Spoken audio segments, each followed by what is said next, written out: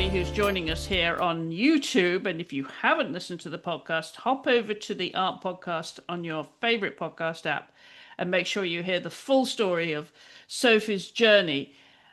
What I wanted to cover also, because I'm always fascinated with what people read and what they enjoy doing when they're not doing their art. And I'm wondering how much of a reader you are, Sophie. A writer, yes. My, Are you a reader? it's one of those, it's a great question that is like one of those things that I'm constantly tormented by because I think I'm a really slow reader. And it kills me that I love it so much. I love reading. I'm not a great reader. I'm so slow. I don't know if it's a little tiny little bit of dyslexia in there or what it is, but I love it. I listen to a lot of audiobooks, and I constantly have books that I am trying to, that I want to be better about physically reading, although I know it's all part of the same part of the brain that that takes in a book. So I feel I have a very eclectic, weird range of things that I'm listening to or reading. What do you like to read? Well, I just recently finished a book called Perfume. I don't know if you remember it. I do. Yes, I haven't read it though. Yeah, yeah. Oh, it's so fabulous. And I was using it to sort of help me with this story that the next novel that I'm trying to write. But I was so into it, and it's a pretty wild world, and it's an amazing book, and Uh-huh. I found it's like that. It's horror and grotesque, but it's fascinating, and I love stories like that. But And horror and grotesque, that's your it's genre, is it? I think, but I go back and forth. I love a bit of love, but I love that the concept of this he's basically trying to capture a woman's essence through making this perfume, and he's almost like taking their innocence, and it's really messed up. Obviously it's horrible, and he's like a murderer. But I love Crime and Punishment, and I loved reading Marquis de Sade, and a lot of 18th century erotica and weird stuff. I think I'm fascinated by all of that. I don't know if it's because it's a mindset that I love first person. I love being able to go into somebody else's world and experience it from that perspective. And I've been I've been also reading, George Sanders has got this great book that's meant for writers that is Mhm. sort of his modest recounting of a class he teaches in Syracuse, and um, I think it's called a swim in the pond in the rain or something like that. And he breaks down four Russian short stories, and basically intersplices them with a lot of commentary on why they're great stories. And so I feel like I'm in a class. And it's so fun so I'm reading that at the moment too, and just breaking down not only the story, but he'll pause it and say, well, why did they do that, and what did you get from that, what didn't you get? And Mhm. I love feeling like I'm in a class with that. And he's such a brilliant writer, and I get really inspired when I feel like I'm having that kind of conversation around literature. And even though I'm insecure a lot that I'm not a faster reader, I love it. Like I love consuming story like that, and I feel like the more I do, the more I take in, Uh-huh. the more everything opens up, and so I love it. I mean, even though I say I'm terrible, I still have it as a big part of my life. I'm just, I'll admit I'm not the best at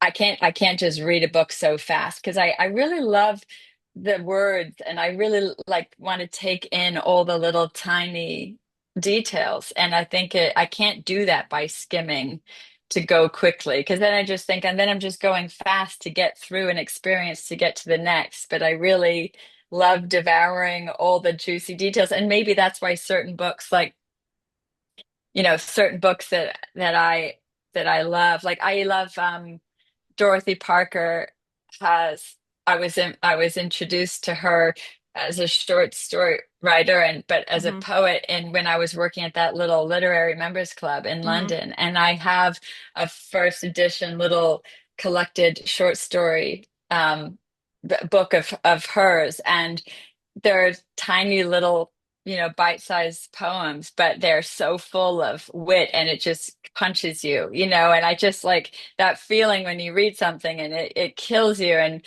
it's painful, but you hate that you relate to it. But you know what I mean? All that kind of stuff. How I, about I love all that.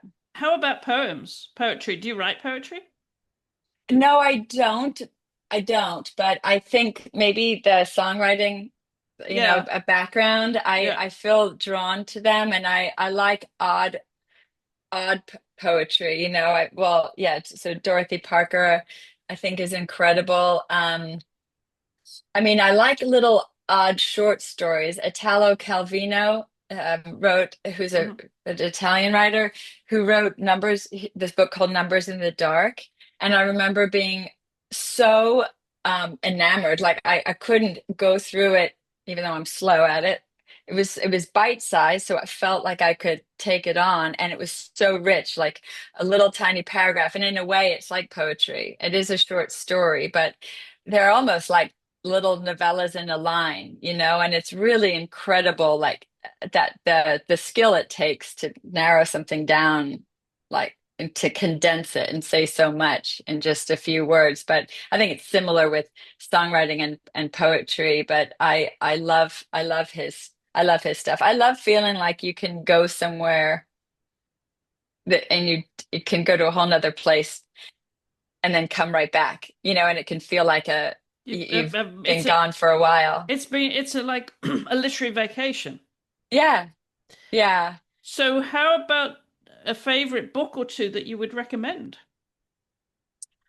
Oh, um, it's so funny. I feel like it's always the ones that are the last ones that you've been Hmm. reading, because now it's like, I even have, I'm Henry Miller here on Yeah. my desk. I have so many different books that I love. I'm trying to think. I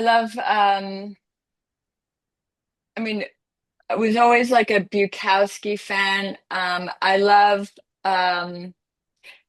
Dennis Johnson. Is a great short story writer who I love so much. I one of my favorite books of all time is Hemingway's A Movable Feast. Oh, is it? And Uh-huh. yeah, and Uh-huh. I wonder if, because it's, a memoir of his time in Paris in the Hmm. 20s, and he would Hmm. go to Shakespeare and Company, Yeah. and obviously be there with all these other writers, and I feel very much like I love being at that time. And maybe that's why this my also little stint working at that literary club in London was felt so close to that. Like I felt like I had a taste of what that might have been like, and but I loved that book. And um I'm trying to think, there are so many We'll add those to your show great notes if you ones. think of any. Um, Great, so great. I'm just going. I want to go back to those dinner parties you had when you worked at the literary club, and that's how the sketching came about and got revived. You mentioned cooking those dinner parties, though. Does that mean that you're a cook? Do you enjoy cooking? I really love it. I think I first of all, I'm terrible at following a recipe. I'm horrible at following instructions. I Well, you're an am then abstract artist. I know, and it makes sense. And I use it when I get very when I hit a wall and I have a creative rut. I find myself I'm always cooking and experimenting and making weird things in the kitchen.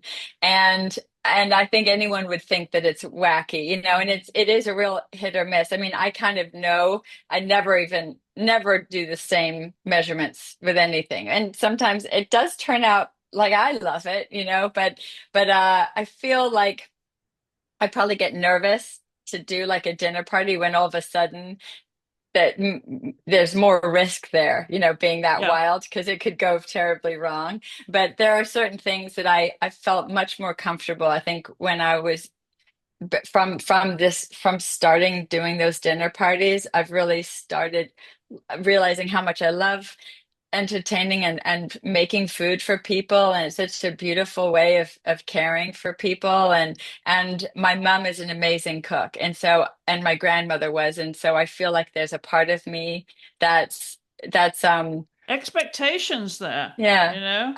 Yeah. yeah, you So know, I want to be. as a single woman in California, in LA, Santa Monica, what is the social scene like for you then? Where do you find your joy at the end of the day, at the end of working in the studio all day? What's the joy? Where is the joy? It's interesting because I think about this a lot because you know, you have to go out, and sometimes I can be in my space and not leave for a while, you know. And I love that's why I love taking long walks and stuff because I feel like I'm part of the world. Sometimes I can, if I'm too social, you know, you deplete. I need to have my own time Yeah. to for myself to get into my into that zone. And I've often wondered like how does it all work? And you don't want to abandon one, but Mm-hmm. you need both Mm-hmm. aspects. Mm-hmm.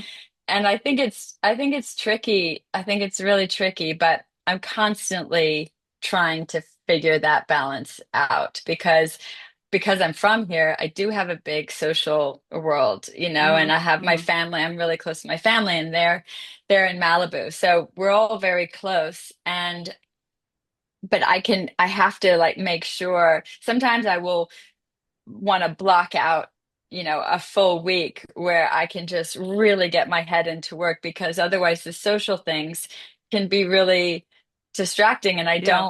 I don't like knowing sometimes I get anxious thinking I've got to leave later, that even if it's in the morning, I'm like, I don't even want to think about having to go anywhere later. Even though technically there's only so much time you can pour everything in, you know, you get depleted and you need to refuel. But it, but I do like the feeling of being able to sort of have a little, you know, stay here and be able to totally get into it, not have anywhere to go. But realistically, you have to be in the world, you know, and invite Exactly. other things in, you know, or else I'm just here all the time talking to Exactly. my paintings, you know, Totally. Yeah. all the paintings and all the characters in these weird worlds. Like they're my friends and we're having a party, you Well, know, like they're all, you're also in film land, so I'm wondering what your go-to films are then if you get to sit down and watch a movie. oh gosh. I of all time kind of well some of my favorite films I love Amelie. I think I know a lot of people do, but I just remember seeing that and just it I felt I related so much on so many different levels to that. I I love I loved Beginners. I remember that. I love a lot of stuff where there's this narrative going on, I think. It's probably similar to with the first person with the stories I love reading Hmm. because it's such a particular view, you know, that viewpoint is so clear. And I love the details of what hearing what else is going on Yeah. someone in someone else's brain. So I love I also Strictly Ballroom and Muriel's Wedding, those Australian classics. I love Yeah. them so much. And um I find myself liking all sorts of stuff, you know, and oh yeah, that's one thing we didn't talk about, that there's a documentary that's out about my art that came out on Oh, Disney yes. just Yes. recently. Yes. Yeah, and so that's been really cool. And what a lovely, beautiful world of documentary I got the chance to be a part of, Where's that going almost to be shown? accidentally. It's on Disney Plus It's now. on So Disney if you, Plus. Hmm. yeah, yeah, And it's it's called called, Sophie and the Baron. oh, it's not called Sophie's Choice. No. I know, no, dark. That would be so dark. But no, it was really great. And that's about me, my friendship and collaboration and with this my late friend Baron Woolman, who is an incredible photographer. And I have a lot of his photographs with me, and they were so inspiring to me. And I met him at the club that I used to work at in London. So it was a real like fertile place, if Hmm. that's the right word. I've just had so much constantly to new people and interesting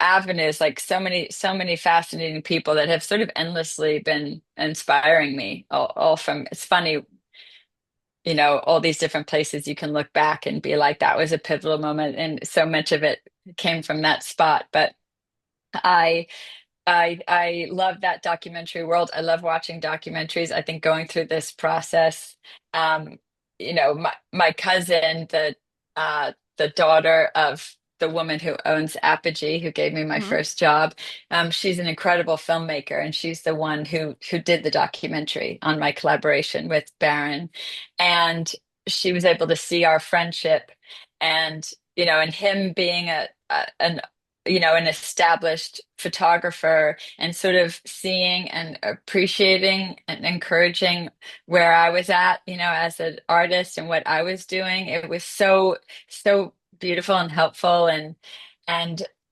and as a female, filmmaker, it was really cool. A lot of the producers were all female, and it was a very, obviously Baron's a man, but it was very sort of female centric and empowering, and a really beautiful project to be a part of. That I feel really lucky, and it's so cool that it's out there in the Yes. world now. Yeah. Yeah. Yeah. Lovely. Well, we'll put a link to that. If you could send us a link to that, we'll Okay, put it great. in the show notes. Yeah. Great, fabulous. Yeah, there's so many, it's almost like, I don't know if you get like this, but it's like someone's like, where do you want to go to eat? And I get restaurant amnesia, like the minute, there's all these places I love. And then the minute someone asks me, where should we go to dinner? It's like I've forgotten every single place that I love. And that happens with books. Like, I'm going to get off the phone with you now, and I'm going to go, why didn't I tell her about my most favorite film of all time, or books? There's so much that I'll definitely give you Send us a more so you list. have Oh a yeah. sense. Yeah. No, I'm a Yeah. big reader and we always love to recommend books here on the show. So yeah. Yeah. Oh, great. The ones that Amazing. Amazing. you'll think about afterwards. It's never too late to send those over and we'll promote them. Okay, great. Sophie's Amazing. choice. And Sophie. it's the end, the whole circle with the process of being, creative, putting your thing out there, is that me putting the book aside did allow it. My dad was right. It allowed it for me to have some perspective, and for it to Yeah. have its own little life. And it eventually got published in the UK first, and then in the US in 2023. And it's called The Optimist, and Oh. I did finish it, and it did get published by a publisher, this amazing guy who John Mitchinson, who had an independent publishing company, who he came into the bar, and I would make him old fashions all the time, and we'd talk about stories, and he knew I was writing something, and he'd always say, I want to read it. And I had lost confidence and didn't know what I was doing. And and but I had put so much into it. But by putting it aside, it wound up in his hands. And then he was the one who ended up publishing it.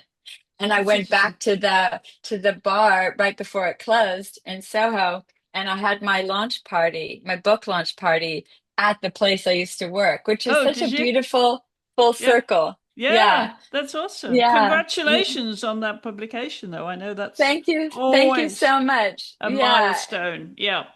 Yeah. Yeah, and I think, I just, it goes to show, whatever happens, with the book and all these things, judging that, but just the whole idea of how it came about and how the art came about, regardless of the result, it's sort of, or the product in the end, or how good things are. It's like, wow, it really taught me that lesson of Yeah. the minute you get out of your own way and Yep. you put in the work, you have to do all the work, and it's so hard. But You have in to the be that end, drone. You have to zoom out. You have to be hovering at 30,000 feet or wherever and just take a different yeah, perspective. Otherwise, you yeah, get in the trenches and we just get, you know, it's opening the aperture. That's really important. Yeah. Open the yeah, aperture I in think life. so. And trusting, you Trusting. keep following those open doors Mm-hmm. and putting things aside, and and that new creative energy, when you have to Mm-hmm. switch, Mm-hmm. doesn't mean you can't, that's going to die. It just means you're giving a bit of space to something, and then you Definitely. can look at it freshly. And I think it all like inspires each other, and it gives you excitement, and that energy of being excited about something, I think, affects everything. It has that Yeah. trickle Yeah. effect. No, for sure. For sure. Well, sounds like you've got lots of inspiration, lots of creative juices flowing, Sophie. So the best of luck with all of it. And thanks for Thank taking you. time to come on the after show here on YouTube. Thank you, Chris. I'm so happy that I got to have my first podcast experience with you, and Excellent. I'm really honored to be a part of this community here. So, Yes, thank welcome, you. welcome to our club. Yeah, absolutely. All right, I love it. awesome. I love it. Thank you Thank so you. much. Thank you, Sophie. Bye.